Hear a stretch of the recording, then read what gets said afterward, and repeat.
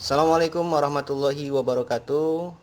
Salam sejahtera, selamat siang rekan-rekan sekalian. Senang sekali dapat bertemu via online dengan Bapak Ibu guru dan rekan-rekan pembelajar sekalian. Selamat datang dalam workshop cara efektif memfasilitasi pelajar zaman now.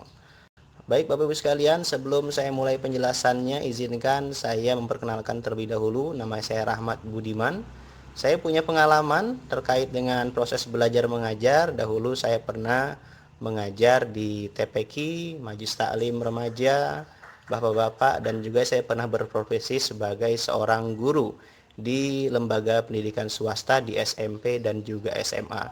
Kemudian pada tahun 2009 saya dapat kesempatan untuk bekerja di sebuah perusahaan yang bergerak di bidang pengembangan sumber daya manusia, di mana saya bertemu dengan para ahli di bidang people development, ya. Di sana saya bertugas sebagai seorang learning facilitator yang bertugas untuk memfasilitasi proses pembelajaran pada saat pelaksanaan event-event pelatihan baik indoor maupun outdoor untuk beberapa perusahaan yang menjadi klien kami. Untuk itu saya dalam kesempatan ini ingin berbagi berdasarkan pengalaman saya kepada Bapak Ibu sekalian. Mudah-mudahan nanti pengalaman ini bisa disempurnakan juga dengan ilmu dan pengalaman dari Bapak Ibu sekalian, sehingga kita bisa saling berbagi ilmu agar proses pembelajaran yang kita jalani sebagai seorang guru ini bisa efektif untuk murid-murid kita yang kebanyakan adalah para pelajar zaman now. Itu sekilas terkait dengan perkenalan dari saya. Mari sama-sama kita bahas materinya hari ini. Baik Bapak Ibu sekalian, adapun poin-poin yang akan kita bahas pada proses workshop kita kali ini adalah yang pertama, kita ingin sama-sama memahami gaya belajar pelajar zaman now itu seperti apa sih. Nah, kemudian kita juga perlu memahami apa mindset fasilitator pembelajaran. Sebelum ia menjalankan tugasnya, perlu untuk menanamkan mindsetnya terlebih dahulu. Kemudian yang ketiga, apa prinsip memfasilitasi pelajar zaman now. Jadi sebelum kita melakukan berbagai macam metode dan teknik, kita perlu pegang teguh dulu prinsip-prinsipnya agar tidak keluar dari jalur yang memang sudah menjadi pakem dalam kita mengajar. Kemudian yang keempat adalah kita akan sama-sama mempelajari apa saja ragam peran dalam memfasilitasi kegiatan belajar. Lalu kemudian kita akan coba untuk mendesain aktivitas belajar yang efektif untuk siswa-siswa zaman now. Dan nanti kalau ada waktu dan kesempatan, kita akan perluas lagi bahasannya dengan sesi diskusi dan juga tanya jawab. Bapak Ibu sekalian, kenapa sih penting untuk kita sama-sama membahas terkait bagaimana kita memfasilitasi proses belajar bagi generasi zaman now ini? Setidaknya ada dua alasan yang perlu kita ketahui. Yang pertama, alasannya kenapa kita perlu untuk mempelajari bagaimana teknik memfasilitasi yang efektif. Yang pertama adalah kita negeri ini akan mendapatkan bonus demografi. Apa itu bonus demografi? Bonus demografi adalah sebuah situasi di mana suatu negara populasi penduduknya itu lebih banyak diisi oleh usia produktif ketimbang usia yang tidak produktif.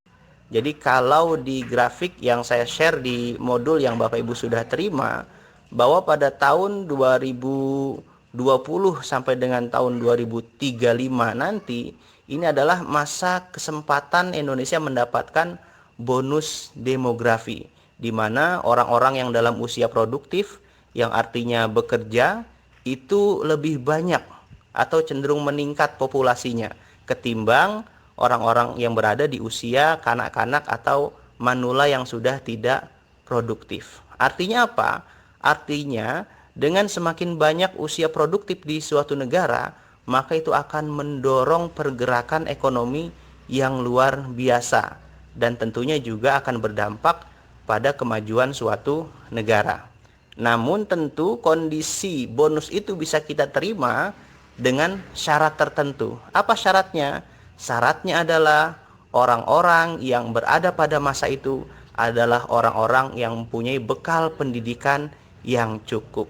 Itu berarti ini menjadi tugas kita para guru untuk menjadi garda terdepan untuk mengawal proses pembelajaran anak-anak zaman sekarang, agar nanti pada saat bonus demografi itu kita terima, generasi bangsa ini sudah siap untuk menerima masa depan yang lebih baik lagi. Jadi Bapak Ibu adalah para pahlawan yang nantinya akan mengawal untuk negeri kita maju pada tahun 2035. Kemudian alasan yang kedua, kenapa sih penting bagi kita untuk mempelajari teknik memfasilitasi yang efektif untuk memfasilitasi pelajar zaman now. Kita masih ingat pidato Bapak Menteri Pendidikan yang baru, yaitu Bapak Nadiem Makarim pada saat hari ulang tahun guru atau hari ulang tahun PGRI beberapa waktu yang lalu, di mana ada 5 pesan inti yang disampaikan kepada para guru, yang artinya para guru diharapkan bisa menjalankan 5 peran ini. Yang pertama, para guru diharapkan bisa mengajak anak-anak muridnya untuk berdiskusi di dalam kelas. Mereka tidak hanya mendengarkan penjelasan dari gurunya, ya. Yang kedua, para guru diharapkan bisa memberikan kesempatan kepada muridnya untuk mengajar di kelas. Jadi tidak hanya guru yang berbicara di depan kelas, tapi murid juga punya kesempatan untuk menyampaikan apa yang sudah mereka pahami dengan menjalankan peran sebagai pengajar di kelas, yang itu dilihat oleh rekan-rekannya. Kemudian yang ketiga, para guru diharapkan bisa mencetuskan proyek bakti sosial yang melibatkan seluruh kelas. Artinya bukan hanya aspek kognitif pengetahuannya saja yang perlu kita stimuli, tapi juga para guru diharapkan bisa menstimuli kepekaan sosial anak-anak muridnya dengan proyek-proyek bakti sosial yang melibatkan banyak orang. Kemudian yang keempat, diharapkan guru bisa menemukan suatu bakat dalam diri murid yang kurang percaya diri atau mengalami hambatan-hambatan dalam belajarnya. Ini menjadi peran penting juga pada guru untuk mengarahkan nanti dia bakatnya apa dan bisa ditingkatkan seperti apa. Kemudian yang terakhir, yang kelima, para guru diharapkan bisa mendorong anak muridnya memiliki kepekaan untuk menawarkan bantuan, contohnya kepada guru-guru yang sedang mengalami kesulitan, sehingga nantinya mereka, murid-murid kita, menjadi orang-orang yang bukan hanya cerdas secara intelektual, tapi juga cerdas secara emosional dan juga spiritualnya. Nah, dari apa yang disampaikan oleh Menteri Pendidikan tersebut, tentunya menjadi sebuah penyadaran kembali buat kita bahwa peran guru tidak hanya mengajar, tapi perlu memfasilitasi proses pembelajaran, di mana belajar bisa dari siapa saja, termasuk dari rekan-rekan sesama siswa ataupun dari lingkungan di sekolah dan di luar sekolah.